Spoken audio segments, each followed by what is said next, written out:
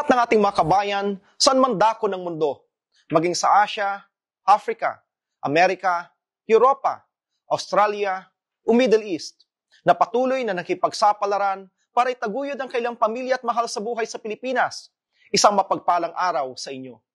Ako po si Congressman Ron Pisalo ng Kabayan Party List, ang isa sa pangunahing nagsulong ng Department of Migrant Workers, ang tahanan ninyong ating mga OFWs. Ako rin po ang nanatiling boses ninyo sa Kongreso upang masigurado na maging maayos ang serbisyo ng ating gobyerno para sa inyo.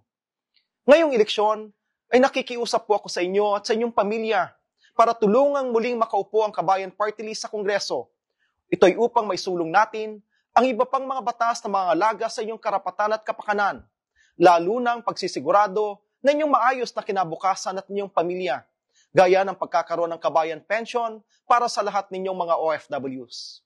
Muli, ito po si Congressman Ron Pisalo ng Kabayan Party List. Napakiboto po ninyo at ninyong pamilya ang ating Kabayan Party List, 120 sa balota. Mabuhay ka, kabayan!